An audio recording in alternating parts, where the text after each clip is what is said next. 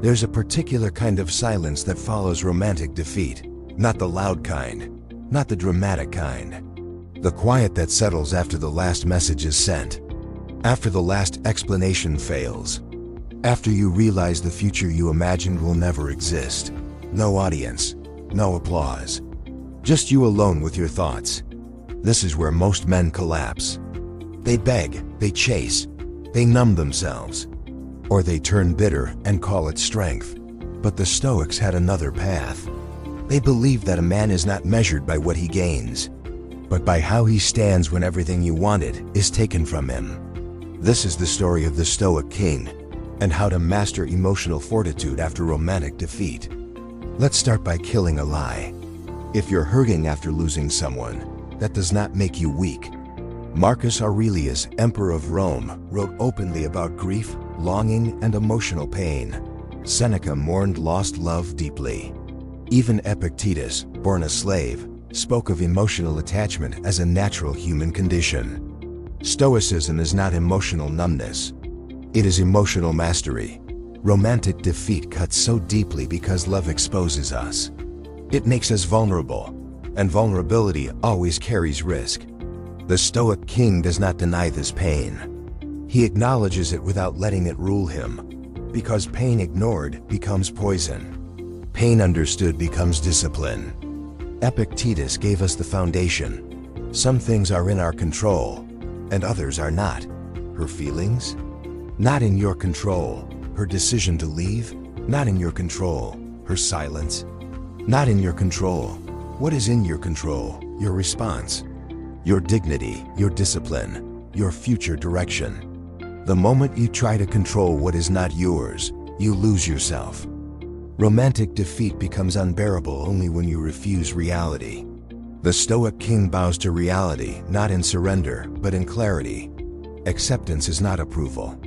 It is the end of inner resistance, and resistance is what exhausts you. When a man begs for love, something worse than rejection happens. He abandons himself. The Stoics believed self-respect is the foundation of peace. Once you trade it for temporary comfort, you lose both. Begging doesn't restore love. It confirms imbalance. Seneca warned that dependency creates fear, and fear destroys tranquility. The Stoic King understands this. Love freely given is nourishment. Love demanded is humiliation. Silence, restraint, and composure are not tactics. They are character. One of the most powerful Stoic ideas is amor fati. Love your fate. Not tolerate it. Not endure it. Love it. This heartbreak. It is shaping you. This loss, it is removing illusions. This pain, it is sharpening your awareness. Marcus Aurelius wrote, "The impediment to action advances action. What stands in the way becomes the way." Romantic defeat is not the end of your story. It is the forge.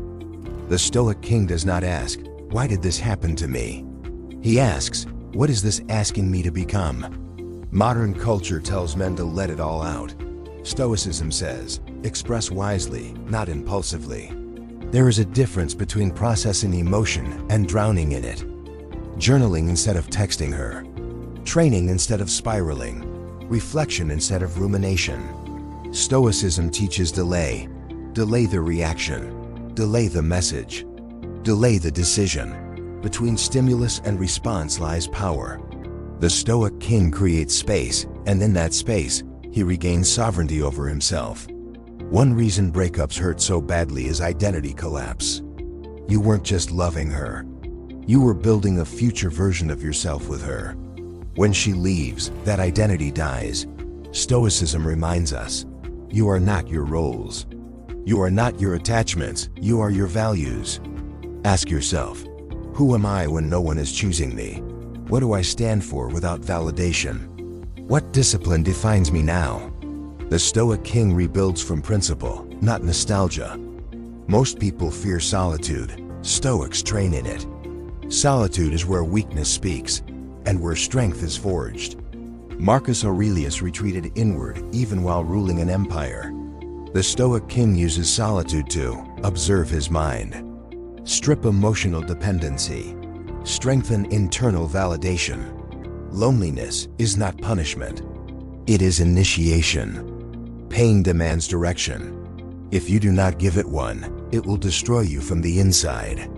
Stoicism channels pain into physical mastery, intellectual growth, emotional restraint, purposeful action. Discipline is grief-given structure. Every workout is a refusal to collapse. Every early morning is rebellion against despair. The Stoic King converts suffering into strength quietly. Stoicism does not forbid love, it forbids possession. To love without ownership is the highest emotional skill. Epictetus taught, "Never say of anything, I have lost it, but I have returned it." People are not ours. They are experiences entrusted to us temporarily. The Stoic King loves fully, but stands ready to release. That is true freedom. The goal is not to be cold. The goal is to be unshaken. You will love again. You may lose again. But next time, you will not disappear in the process. Because emotional fortitude is not built in happiness. It is built in loss survived with dignity. The Stoic King walks forward carrying scars, not chains. Romantic defeat does not dethrone you. Abandoning your values does. A king is not crowned by love. He is crowned by self-command. And when you master your inner world, no one can exile you from yourself. Stand tall, endure, become.